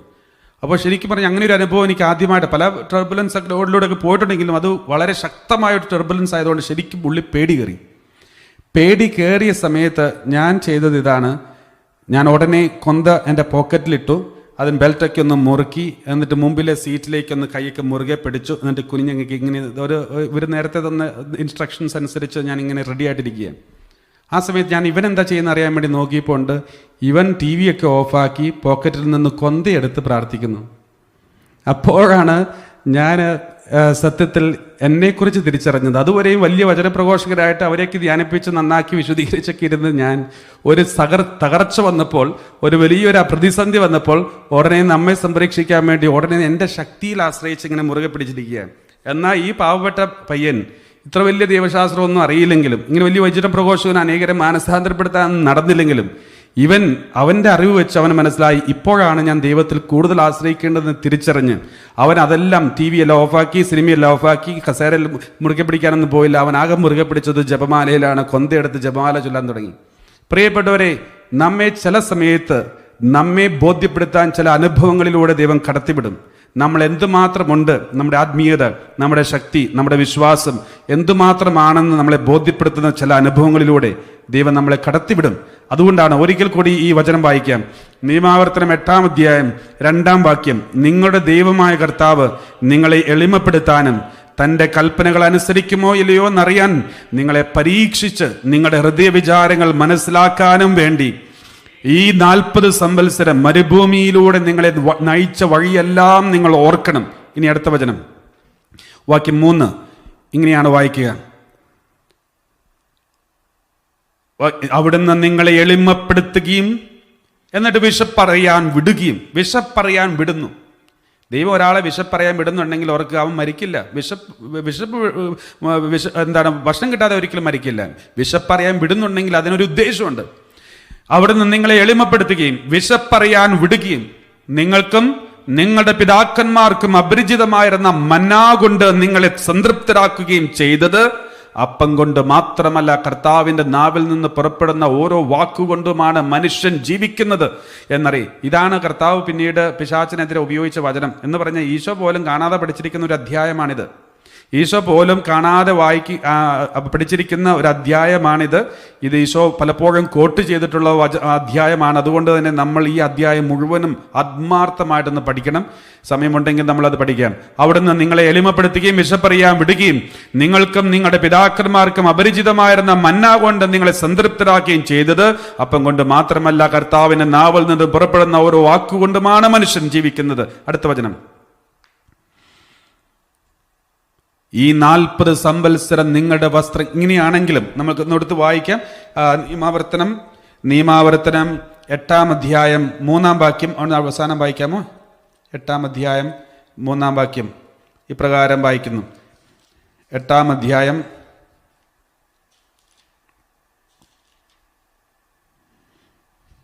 അവിടെ നിങ്ങളെ എളിമപ്പെടുത്തുകയും വിശപ്പറിയാൻ പിടിക്കുകയും നിങ്ങൾക്കും നിങ്ങളുടെ പിതാക്കന്മാർക്ക് അപരിചിതമായിരുന്ന മന്ന കൊണ്ട് നിങ്ങളെ സംതൃപ്തരാകുകയും ചെയ്തത് കർത്താവിന് നാവിൽപ്പെടുന്ന ഓരോ വാക്കുകൊണ്ടുമാണ് മനുഷ്യൻ ജീവിക്കുന്നത് നിങ്ങൾക്ക് മനസ്സിലാക്കി തരാൻ വേണ്ടിയാണ്. ഇനി അടുത്തത്, ഈ 40 സംവത്സരം 4-ാമത്തെ വാക്യം, ഈ 40 സംവത്സരം നിങ്ങളുടെ വസ്ത്രങ്ങൾ കീറിപ്പോവുകയോ കാലുകൾ വീങ്ങുകയോ ചെയ്തില്ല. 40 വർഷം മരുഭൂമിയിലൂടെ നടക്കുന്ന ജനത്തെ സംബന്ധിച്ചിടത്തോളം 2 കാര്യങ്ങളാണ് പ്രധാനം.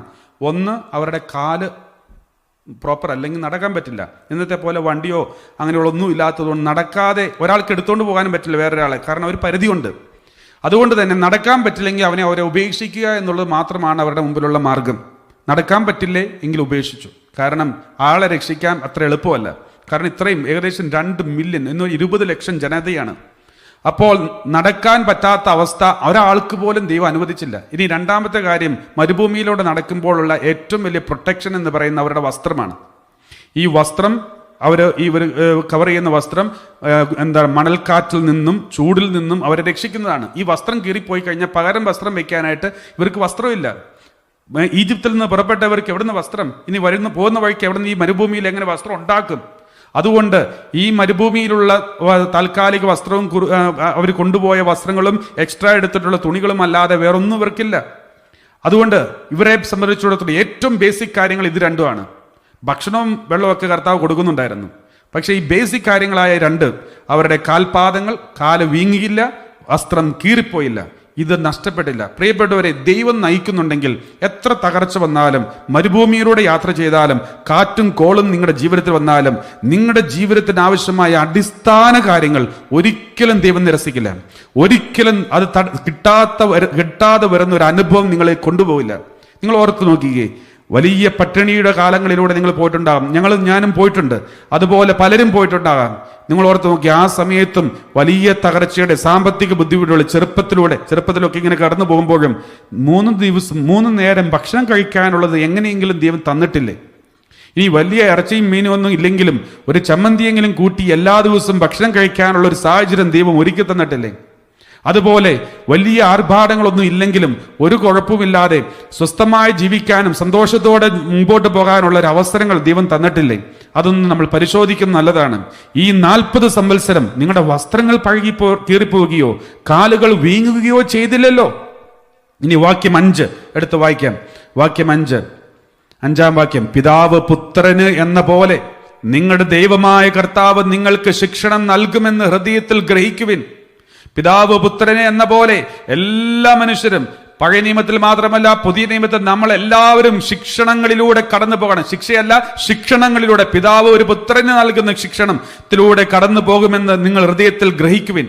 6-ാം വാക്യം, അടുത്ത വചനം വായിക്കുന്നു. അതിനാൽ നിങ്ങളുടെ ദൈവമായ കർത്താവിന്റെ മാർഗത്തിലൂടെ ചരിച്ചും അവിടുത്തെ ഭയപ്പെട്ടും അവിടുത്തെ കൽപ്പനകൾ പാലിച്ചു കൊള്ളുവിൻ. അതിനാൽ നിങ്ങളുടെ ദൈവമായ കർത്താവിന്റെ മാർഗത്തിലൂടെ ചരിച്ച് അവിടുത്തെ ഭയപ്പെട്ട്, മാർഗത്തിലൂടെ ചരിക്കുക, ഭയപ്പെടുക, ദൈവഭയം ഉണ്ടാവുക, അവിടുത്തെ കൽപ്പനകൾ, ദൈവഭയം ഉണ്ടെങ്കിൽ കൽപ്പനകൾ പാലിക്കും. അങ്ങനെ ഈ 3 കാര്യങ്ങൾ നിങ്ങൾ ചെയ്യുക. എന്നിട്ട് അടുത്ത വചനം 7-ാം വാക്യം, എന്തെന്നാൽ അരുവികളും ഉറവകളും മലകളിലും താഴ്വരകളിലും പൊട്ടിയൊഴുകുന്ന പ്രവാഹങ്ങളുമുള്ള ഒരു നല്ല ദേശത്തേക്കാണ് നിങ്ങളുടെ ദൈവമായ കർത്താവ് നിങ്ങളെ കൊണ്ടുവരുന്നത്. ഇതിന്റെ എല്ലാം അവസാനം പ്രതീക്ഷയും സ്വസ്ഥതയും സമാധാനവും സന്തോഷവും നൽകുന്ന ഒരു സമാധാനപൂർണമായ ഒരു ജീവിതം, ഒരു കിങ്ഡം ഓഫ് ഗോഡ്, ഒരു നല്ല ദേശം, അത് നമുക്ക് ദൈവം വാഗ്ദാനം ചെയ്യുന്നുണ്ട്. ഈ സഹനത്തിനെല്ലാം ഒരു അവസാനമുണ്ട്. ഈ തകർച്ചയ്ക്കെല്ലാം ഒരു താഴ്ചയുണ്ട്, ഒരു സമാധാനവും സ്വസ്ഥതയുണ്ട്. എല്ലാത്തിനും, ഈ തകർച്ചയുടെയും ഈ സഹനത്തിന്റെയും ഈ വിഷമത്തിന്റെയും വേദനയുടെയും അവസാനം ഒരു പരിശുദ്ധമായ സന്തോഷകരമായ പരിശുദ്ധാത്മാനെ നയിക്കപ്പെടുന്ന സന്തോഷവും സമാധാനവും നിലകൊള്ളുന്ന ഒരു ദേശത്തേക്കാണ് നമ്മെ നയിക്കുന്നത് എന്നൊരു വാഗ്ദാനം കൂടി ഈ വചനത്തിലുണ്ട് എന്നുള്ളൊരു കാര്യം നമ്മൾ മറക്കരുത് പ്രിയപ്പെട്ടവരെ. എന്നിട്ട് വചനം പറയാണ്, അരുവികളും ഉറവുകളും മലകളിലും താഴ്വരങ്ങളിലും പൊട്ടിയൊഴുകുന്ന പ്രവാഹങ്ങളുമുള്ള ഒരു നല്ല ദേശത്തേക്കാണ് നിങ്ങളുടെ ദൈവമായ കർത്താവ് നിങ്ങളെ കൊണ്ടുവരുന്നത്. 8-ാം വാക്യം നമുക്കെടുത്ത് വായിക്കാം. ഗോതമ്പും ബാർലിയും മുന്തിരിച്ചെടികളും അത്തിവൃക്ഷങ്ങളും മാതള നാരകങ്ങളും ഒലിവ് മരങ്ങളും തേനുമുള്ള ദേശമാണത്. എത്ര മനോഹരമായ ഒരു വിവരണമാണ് കർത്താവിടെ കൊടുത്തിരിക്കുക. വലിയൊരു വാഗ്ദാനം. ഈ സഹനത്തിനൊക്കെ അവസാനം വലിയൊരു വാഗ്ദാനമുണ്ട്. ഈ വാഗ്ദാനം ദൈവം പൂർത്തീകരിക്കും. ദൈവം വാഗ്ദാനം പറഞ്ഞാൽ അത് വാഗ്ദാനമാണ്, അത് പൂർത്തീകരിക്കപ്പെട്ടിരിക്കും. അതുകൊണ്ട് ആരും മരുഭൂമിയെ നോക്കണ്ട, എല്ലാവരും വാഗ്ദാനത്തെ നോക്കുക. തകർച്ചകളെ ആരും നോക്കണ്ട, കർത്താവിന്റെ വാഗ്ദാനങ്ങളെ നോക്കുക. വേദനകളെ നോക്കണ്ട, വാഗ്ദാനങ്ങളിലേക്ക് നോക്കുക.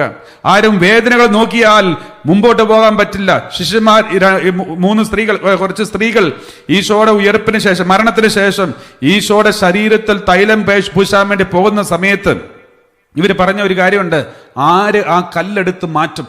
അവരുടെ മുമ്പിൽ ഏറ്റവും വലിയ തടസ്സം കല്ലാണ്.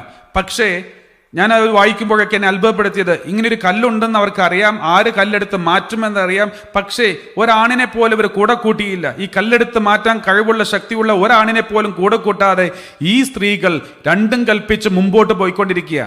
അവർക്ക് അങ്ങനെ പോകാൻ പ്രേരണ നൽകിയത് എന്തായിരിക്കാം? അതിൻ്റെ പ്രേരണ ഒന്ന് മാത്രമാണ്, ഈ കല്ല് ഈ ഗുഹാമുഖത്തുണ്ടെങ്കിലും കല്ലിനപ്പുറത്ത് ഈശോ കിടപ്പുണ്ട് എന്നൊരു ചിന്തയാണ്. കിടപ്പുണ്ട്, ദൈവത്തിന്റെ വാഗ്ദാനമുണ്ട് എന്നൊരു ചിന്ത. ഈ കല്ലൊന്നും നമുക്കൊരു തടസ്സമാകാൻ നമ്മൾ അനുവദിക്കില്ല.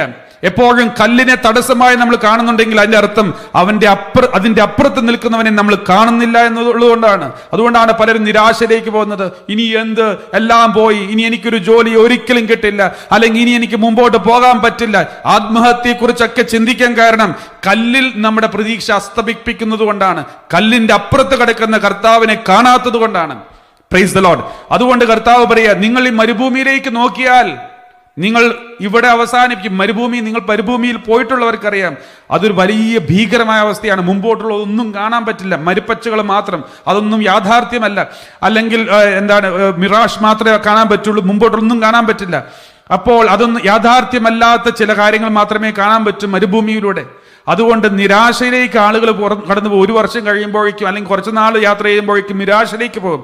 പക്ഷേ ഈ ഇസ്രായേൽ ജനം നിരാശയിൽ പോകാതെ 40 വർഷം പിടിച്ചു നിൽക്കാൻ കാരണം മരുഭൂമിയുടെ അപ്പുറത്ത് ഒരു വാഗ്ദാനം ദൈവം കൊടുത്തതുകൊണ്ടാണ്. ആ വാഗ്ദാനത്തെ നോക്കിയത് കൊണ്ടാണ്. അവർ മരുഭൂമി കണ്ടില്ല, മരുഭൂമി കണ്ടത് മുഴുവനും വാഗ്ദാന പേടകമാണ്. അതുകൊണ്ടാണ് ഈ യാത്രയുടെ ഏറ്റവും മുമ്പിൽ പോയത് വാഗ്ദാന പേടകമാണ്. ജനം മുഴുവനും നോക്കിയത് വാഗ്ദാന പേടകത്തിലേക്കാണ്. വാഗ്ദാന പേടകം മുമ്പിൽ പോകുന്നത് കൊണ്ട് പുറകെ നടക്കുന്നവരെല്ലാം നോക്കുന്നത് വാഗ്ദാന പേടകത്തിലേക്കാണ്. വാഗ്ദാന പേടകമാണ് മരുഭൂമിയിലേക്ക് നോക്കുന്നത്.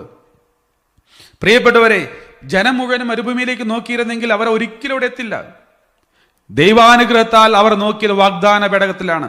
പ്രിയപ്പെട്ടവരെ, നമ്മുടെ നോട്ടം വാഗ്ദാനത്തിലേക്കാണെങ്കിൽ പിന്നെ നമ്മളൊന്നും പേടിക്കേണ്ട. മരുഭൂമി ഒന്നും മരുഭൂമിയല്ല, കാറ്റും കടലും കോളുകളൊന്നും കോളുകളല്ല.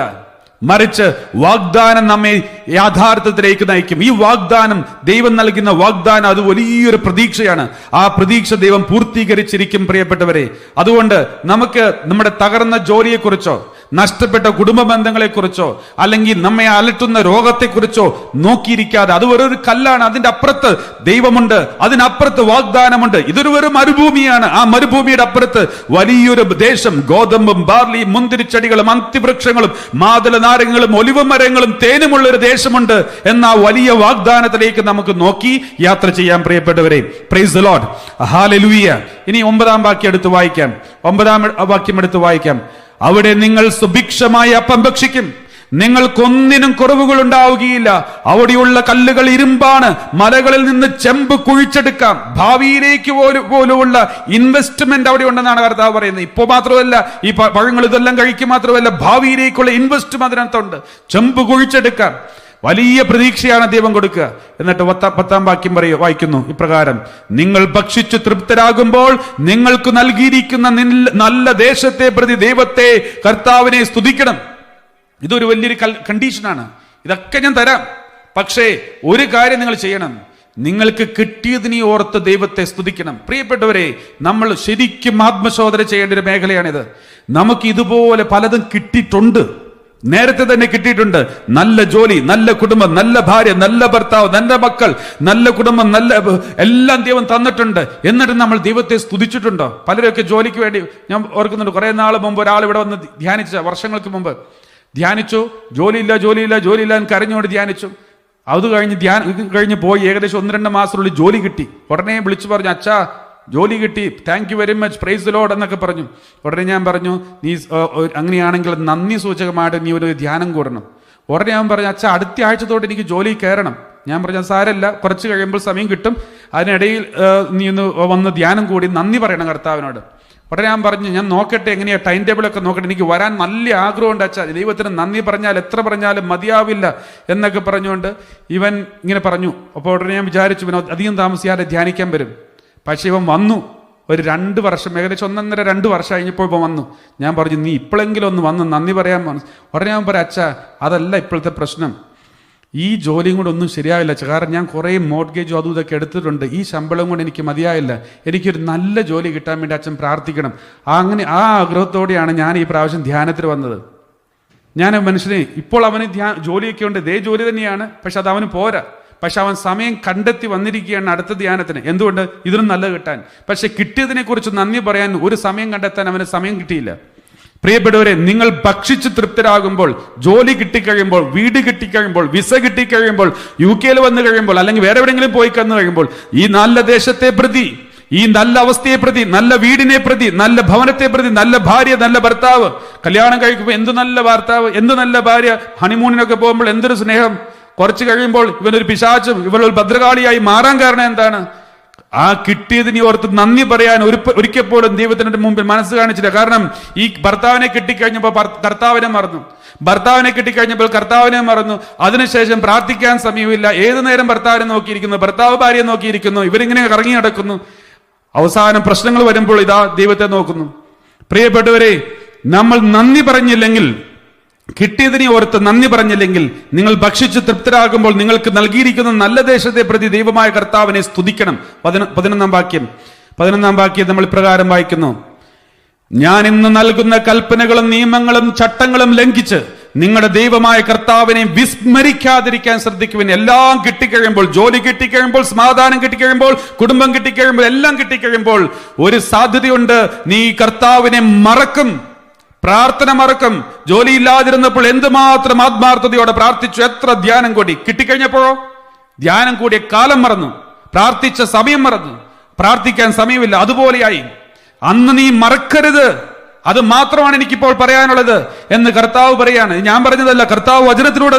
എല്ലാം കിട്ടിക്കഴിയുമ്പോൾ നീ കൽപ്പനകളും നിയമങ്ങളും ചട്ടങ്ങളും ലംഘിച്ച് ദൈവമായ കർത്താവിനെ വിസ്മരിക്കാതിരിക്കാൻ ശ്രദ്ധിക്കുവിൻ. 12-ാം വാക്യം. ഇന്ന് ഒത്തിരി പേര് ഇങ്ങനെ ദൈവത്തെ, എല്ലാം കിട്ടിക്കഴിഞ്ഞപ്പോൾ ദൈവത്തെ വിസ്മരിച്ചു എന്ന് മാത്രമല്ല, ദൈവത്തിനും സഭയ്ക്കും സമൂഹത്തിനും എതിരെ, ദൈവിക ശുശ്രൂഷകളെതിരെ ദൈവത്തെ ചോദ്യം ചെയ്തുകൊണ്ട് ലേഖനങ്ങളും ഓൺലൈനിലൂടെയും മറ്റുള്ളതൊക്കെ ഇങ്ങനെ ഒരു കാര്യമില്ലാതെ ഇങ്ങനെ ഷെയർ ചെയ്തും പോസ്റ്റ് ചെയ്തും ഇരിക്കുന്നവർ എത്രയോ പേരുണ്ട്. ഇവരൊക്കെ കഴിഞ്ഞകാല ജീവിതത്തെക്കുറിച്ച് ഒന്ന് ചിന്തിച്ചിരുന്നെങ്കിൽ, അവർക്ക് കിട്ടിയ അനുഗ്രഹങ്ങളെക്കുറിച്ച് ഓർത്ത് ദൈവത്തിന് നന്ദി പറഞ്ഞെങ്കിൽ, ഇങ്ങനെയൊന്നും ചെയ്യാനുള്ളവർക്ക് സമയമുണ്ടാവുമായിരുന്നില്ല. നിങ്ങൾ ഭക്ഷിച്ച് തൃപ്തരാവുകയും നല്ല വീടുകൾ പണിത് അവയിൽ താമസിക്കുകയും നിങ്ങളുടെ ആടുമാടുകൾ പെരുക. ആടുമാടുകൾ എന്ന് പറഞ്ഞ പെരുക എന്ന് പറഞ്ഞ അന്നത്തെ കാലത്തെ ബാങ്ക് അക്കൗണ്ടാണ് ആടുമാടുകൾ. എത്ര ആടുകൊണ്ടോ അത്രയും പണം ഉണ്ടെന്നാണ് അതിന്റെ അർത്ഥം. അപ്പോൾ ആടുമാടുകൾ പെരുകയും ബാങ്ക് അക്കൗണ്ട് വർദ്ധിക്കുകയും സ്വർണവും ഒക്കെ വർദ്ധിക്കുകയും ചെയ്തു കഴിയുമ്പോൾ, മറ്റു സകലത്തിനും സമൃദ്ധി ഉണ്ടാവുകയും ചെയ്യുമ്പോൾ നിങ്ങൾ അഹങ്കരിക്കുകയും അടിമത്തത്തിന്റെ ഭവനമായ ഈജിപ്തിൽ നിന്ന് നിങ്ങളെ കൊണ്ടുവന്ന് നിങ്ങളുടെ ദൈവമായ കർത്താവിനെ വിസ്മരിക്കുകയും ചെയ്യാതിരിക്കാൻ ശ്രദ്ധിക്കുവിൻ. ഇങ്ങനെ ചെയ്തതിന്റെ ഫലങ്ങൾ അനുഭവിച്ചുകൊണ്ടിരിക്കുന്ന അനേകർ ഇപ്പോൾ നമ്മുടെ ചുറ്റുപാടുകളുണ്ട്. എത്ര കുടുംബങ്ങളാ തകർന്ന് തരിപ്പണമായത്. പ്രത്യേകിച്ച് വിദേശങ്ങളിൽ താമസിക്കുമ്പോൾ എല്ലാ സമൃദ്ധിയും സമാധാനവും സന്തോഷം UK താമസിക്കുന്നവരെ സംബന്ധിച്ചിടത്തോളം UK മുഴുവൻ എയർ കണ്ടീഷൻഡാണ്. അങ്ങനെ ഒരു കാലാവസ്ഥ, അങ്ങനെയുള്ള സാഹചര്യം, അല്ലെങ്കിൽ യാത്രകളൊക്കെ എത്രയും എളുപ്പമായിട്ടുള്ളവർ, ഇതുപോലെ എല്ലാ രാജ്യങ്ങളിലും ഇങ്ങനെയുള്ള എല്ലാം കിട്ടിക്കഴിയുമ്പോൾ നാട്ടിലുള്ളതിനേക്കാളും കൂടുതൽ കുടുംബ പ്രശ്നങ്ങളും മറ്റും പല രാജ്യങ്ങളിലും വിദേശങ്ങളിലുള്ളവരുടെ ഇടയിൽ വർദ്ധിക്കുന്നതും അതൊക്കെ നമ്മളൊന്ന് ആത്മശോധന ചെയ്ത് നോക്കേണ്ടത് നല്ലതാണ്.